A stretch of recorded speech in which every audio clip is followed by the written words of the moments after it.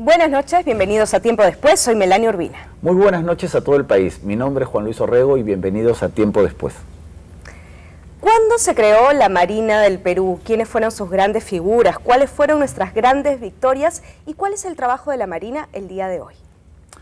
La historia de nuestra Marina de Guerra no empieza en los tiempos de San Martín, sino mucho antes, en el Virreinato, con la Armada de la Mar del Sur y los viajes ultramarinos desde España hasta el Callao. En el programa de hoy, la Marina peruana.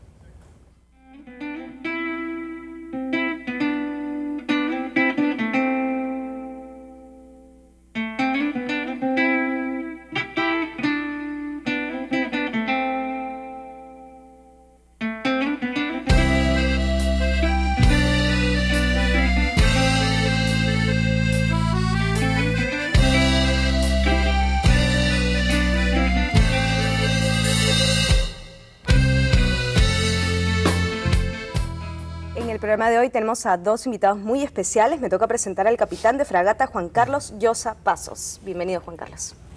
Melania, buenos días. Muchas gracias por la invitación. Muy contento de aquí estar en tu programa para conversar sobre nuestra querida institución que hoy día está de aniversario. Hoy día está de aniversario, así es. Se conmemora la creación de la Armada del Perú en el año 1821, el 8 de octubre, y por coincidencia histórica increíble realmente, ese día se festeja también el combate naval de Angamos, en que nuestro gran almirante del Perú, don Miguel Grau Seminario, entregó su vida en defensa de la patria y de todos los peruanos.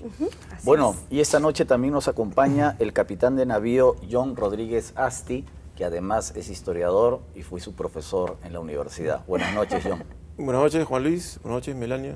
Buenas noches, Juan Carlos. Un gusto estar con ustedes y poder compartir estos momentos para hablar sobre nuestra gloriosa institución. En un día tan especial, ¿no? Por supuesto. Como hoy.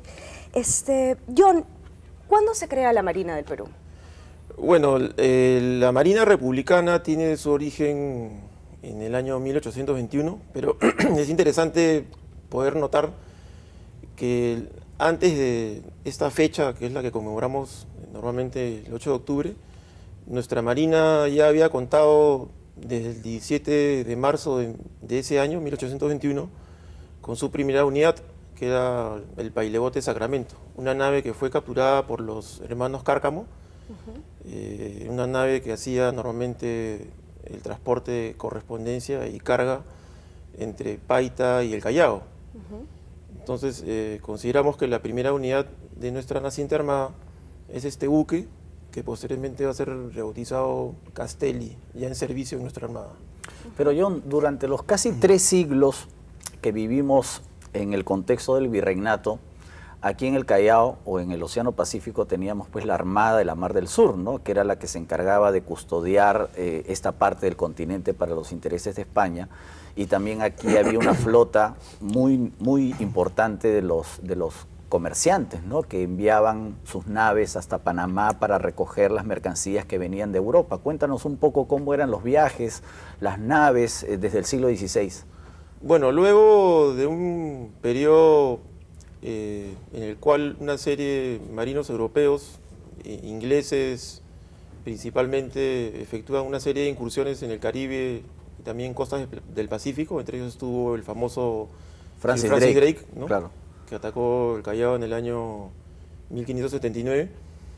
A raíz de todos estos ataques, la corona española decide organizar lo que se denominan las Armadas, una organización naval que estaba destinada a la protección de todo el tráfico mercante de este gran monopolio comercial que ejercían sobre sus territorios, sus reinos en América de aquel entonces. Para ello había una flota que zarpaba 1 o 2 veces durante el año desde España, ¿no? Desde el puerto de Sevilla hacia la zona del Caribe, y de ahí esta flota se divide en 2, una que iba hacia la parte a Veracruz, ¿no? Claro. Y otra hacia Cartagena de Indias, ¿no? En donde había un intercambio comercial muy importante. Luego todas estas mercaderías eran llevadas hacia Panamá y desde allí eran redistribuidas hacia el Virreinato del Perú. En el caso del Virreinato del Perú, a partir del año 1580, se establece la denominada Armada del Mar del Sur, organización naval que tenía como propósito brindar protección a todos los convoyes que eran enviados anualmente con todos los caudales, con todos los metales preciosos que eran extraídos de las minas. ¿Y estos barcos entonces eran barcos españoles? Eran barcos españoles, ¿no? Ahora, hay que explicarle a los televidentes que en los años del virreinato no se hablaba de Océano Pacífico, sino Mar del Sur. Y la Mar del Sur es un término que se acuñó desde muy temprano, porque Panamá es un codo, pues, ¿no? Entonces, como Panamá es un codo así, lo que está al sur de Panamá es la Mar del Sur. O sea, cuando Balboa descubre el Océano Pacífico, es la Mar del Sur, ¿no? Además, acuérdate, John, que la flota española también tenía que vigilar el estrecho, o sea, la zona del estrecho de Magallanes, para evitar que naves francesas, británicas u holandesas doblaran por allí e incursionaran con mercancía de contrabando, ¿no? Claro, bueno, estamos en una época en la cual la única forma de poder ingresar al Pacífico desde el Atlántico era vía el estrecho de Magallanes, ¿no? Entonces, como parte de ese sistema defensivo, los españoles eran conscientes que uno de los principales obstáculos que podía tener cualquier expedición enemiga era precisamente la gran distancia y todos estos accidentes geográficos que tenían que ser recorridos, surcados por parte de los enemigos de España. Y por otro lado, ellos también habían establecido un sistema de vigías, ¿no?, mediante el cual ellos podían prever con la debida anticipación la presencia de naves de estos incursores. Ahora, Juan Carlos, el peligro no solamente eran los barcos de contrabando, sino eran los piratas, ¿no? Los corsarios, los piratas, sí, que amenazaban esta zona. Cuéntanos un poco. ¿Quiénes eran los piratas? Para que quede claro, ¿no? Que han sido motivo de tantas películas y tanta ficción. Pero ¿quiénes son los piratas? En realidad, yo diría que como concepto básico, gente desadaptada en sus países, en sus reinos europeos, ingleses, holandeses, franceses algunos, que iban a la gran, digamos, la gran promesa que era por las riquezas que tenía América, y vieron la manera, se organizaron para justamente poder capturar estas riquezas que mencionaba el comandante Rodríguez. Eran los ladrones del mar. Claro, pero claro, la piratería es una actividad muy antigua, obviamente que no... Lo que pasa es que nosotros la hemos conocido por el cine a través de Pirata Morgan, de Francis Drake y todos esos personajes que tienen mucho de romántico, pero en realidad el asalto en el mar es desde muy antiguo, ¿no? Y lo que aquí particularmente podemos rescatar es el tesoro que es extraído de los dominios que España ha podido conquistar, y obviamente le cuesta pues que esa riqueza, y como es lógico, cualquier conquistador tiene todo digamos la intención de apropiarse de lo que ha conquistado y llevárselo digamos a los quienes lideran el Estado, que en este caso eran los monarcas españoles. En ese interín pues era aprovechado por estos sujetos que eran además muy aguerridos, ¿no? Gente que no tenía mucho que perder, sin familia, ¿no? Todos eran unos desarraigados ahí, empezando por el pirata mayor, digamos, todo era una pandilla de gente. Claro, pues, ¿no? y además que tenía sus propios códigos. El capitán tenía que ser una persona que tenía que tener mucho manejo, porque en cualquier momento podía... Su personal pues no era confiable. No era confiable, ¿no? Esa era la diferencia pues entre una armada que estaba camino a ser profesional. En realidad las instituciones militares se profesionalizan realmente a partir del siglo XVIII, pero ya hay bastantes antecedentes y que de alguna manera había cierta disciplina, sobre todo en la Armada Británica, ¿no? Entonces había cierto ordenamiento. Aquí son fuerzas o son buques solitarios con un grupo de gente que lo que busca es un botín y se reparten entre ellos, ¿no?